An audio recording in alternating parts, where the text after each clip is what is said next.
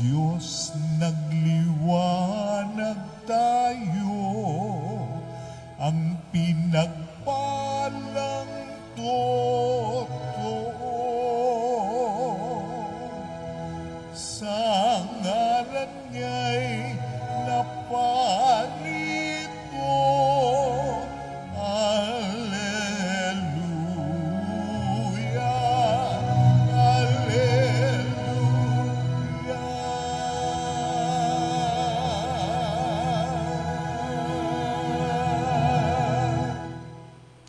Sumainyo ang Panginoon. At sumaiyo rin. Ang mabuting balita ng Panginoon ayon kay San Mateo. Papuri sa iyo, Panginoon.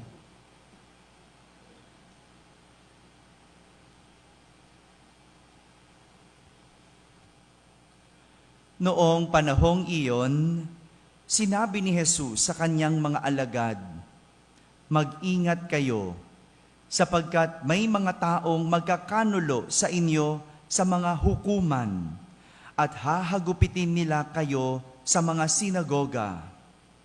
Dahil sa akin, ihaharap kayo sa mga gobernador at mga hari at magpapatotoo kayo sa harapan nila at ng mga hentil. Kapag nililitis na kayo, huwag kayong mabalisa tungkol sa sasabihin ninyo o kung paano ninyo sasabihin. Pagdating ng oras, ito'y ipagkakaloob sa inyo. Sapagkat hindi kayo ang magsasalita, kundi ang Espiritu ng inyong Ama ang magsasalita sa pamamagitan ninyo. Ipagkakanulo ng kapatid ang kanyang kapatid upang ipapatay. Gayon din ang gagawin ng ama sa kanyang anak.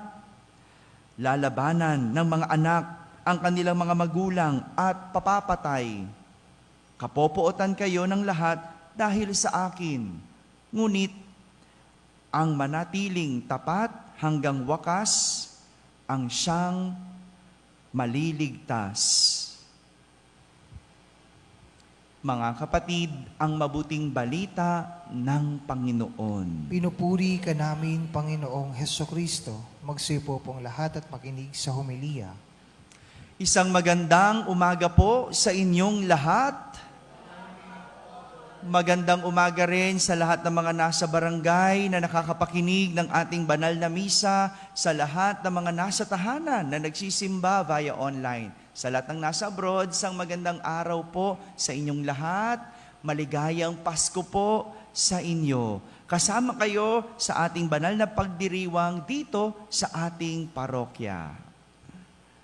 Matapos nating ipagdiwang ang kapanganakan ni Jesus, kailan po?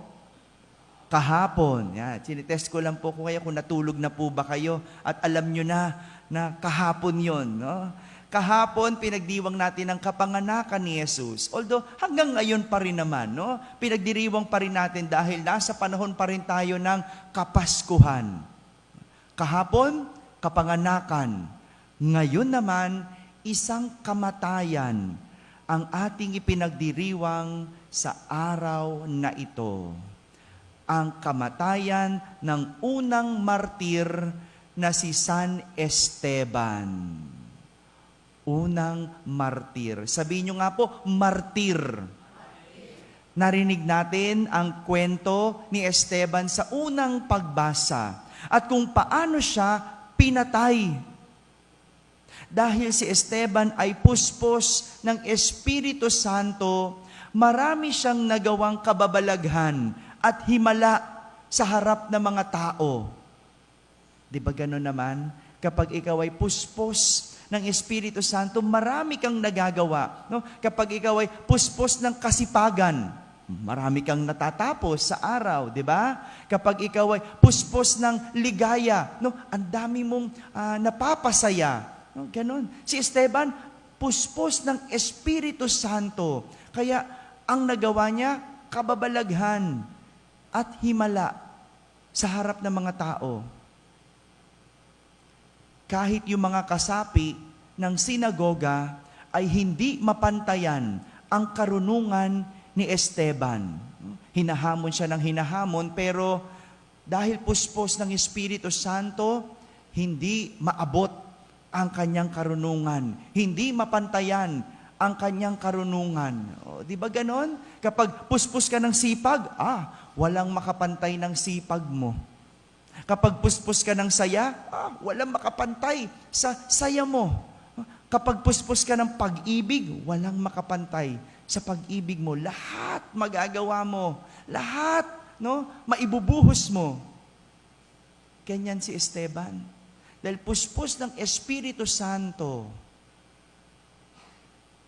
Ngunit, nagalit sila kay Esteban. Sapagkat hindi nila siya maawat. Sapagkat yung mga tao noon, hindi naman naniniwala tungkol kay Jesus. Ayaw maniwala. Kaya sa halip na mapatigil nila si Esteban, mas lalong nag-apoy itong si Esteban. Mas lalong nangaral. Hindi siya tumigil sa pangangaral. At lalo pa siyang nagpatotoo tungkol kay Jesus. Inilirawan pa nga niya na lahat o yung kanyang nakikita kung paano bumukas ang langit. Kinukwento niya. Bukas ang langit at nakita niya si Jesus sa kanan ng Diyos. At dahil dito, hindi napigil ng mga tao si Esteban. Kasi nga puspos Pero dahil doon, pinatay siya sa pamamagitan ng pagbabato. Ngunit kahit na siya ay nahirapan, kahit na siya ay pinatay, kahit na siya ay pinagbabato, mas lalong pumanatag ang kanyang kalooban. Ang kanyang tanging nasabi, Panginoong Jesus, tanggapin mo ang aking espiritu. Ganito siguro kapag panatag ang ating loob, kahit anong hirap nakakaya, kahit anong sakit natitiis, kahit nasasaktan, nakakayang lumaban. Lahat ito ay posible kung nasa atin ang Diyos. Kung puspos tayo ng Diyos. Ngayon ko naunawaan, kaya pala ang isang may cancer lumalaban. Kahit ang sakit-sakit, alam nyo, kukwento ko po ito sa inyo. Meron tayong tagapagbigay dito sa parokya natin, may bone cancer. Nasasaktan, nahihirapan, pero ibinabahagi sa atin yung kanyang nakukuhang pensyon. Imaginein mo yon. Hindi taga dito sa atin, pero kaya pa rin magbahagi. Kahit nahihirapan, nasasaktan. Physical na masakit ang bone cancer, pero kahit ganun, maligaya siyang magbigay. Tumutulong pa rin sa atin. Kaya ako naiinis kapag ginagastos o naaaksaya yung binibigay na tulong sa atin. Kaya yung mga lingkod natin, kapag nararamdaman yung stricto ako sa paggastos, kasi naaalala ko yung mga ganyang tao. Tayo, hindi natin ramdam yun. Bakit? Kasi hindi natin nakikita yung ganong kwento. Pero para sa isang taong nasasaktan, kaya pa rin magbigay. Ba't niya nagagawa? Kasi puspos. Puspos yung tao ng ligaya. Ay yung kamartiran ni San Esteban, hindi malayo sa atin, sa ating mga hirap na nararanasan. Ang hirap maging isang magulang. Tama po ba? Lalo sa panahon ngayon, ang mahal-mahal ng bilihin. Ang hirap magtaguyod ng pamilya. Pero ang isang magulang na nakakaya na itaguyod ang pamilya, panatag ang loob para sa pamilya dahil ginagawa niya yon para sa pamilya. Kaya niyang kumayod kahit mahirap kasi panatag siya. Ito'y para sa pamilya. Yung mga nagtitiis ng pangungulila na OFW, bakit nila nalalampasan yon? Dahil panatag sila na may kapupuntahan ang kanilang pagtitiis. Ang hirap maging OFW. Alam niyo po, ako minsan nagpupunta sa abroad at nakakasabay ko, no, ang liliit na babae, magdo-domestic helper sa abroad. No, imagining ko lang, no, ilang taon kaya ito? Alam kaya niya yung pinapasok niyang trabaho? No, pero tingnan mo, nakikipagsapalaran. Kayang tumagal, bakit? Kasi may pinaglalaanan para sa pamilya. Ang isang estudyante na nagsusumikap, kahit maganda puyat-puyat, ba't nagagawa? Dahil para sa kanyang kinabukasan. Di ba ganon? Kapag meron kang pinaglalaanan, kapag meron kang pinag-aalayan, nagagawa mo. Kahit tila imposible sa iba. Kaya nga si Esteban, kinaya niya yung pagpapahirap sapagkat malinaw sa kanya na ang ginagawa niya ay para sa Diyos. O bakit kayo gumigising at bumabangon ng maaga para magsimba, para maglingkod? Hindi ba dahil meron kayong pinag-aalayan? Meron kayong pinagdarasalan? Nagagawa natin lahat ng yon. At para sa iba, walang kabuluhan yon. Siguro yung iba, ang tingin, itong mga to, aga-aga, pupunta na agad sa simbahan. Sarap-sarap matulog. Di ba?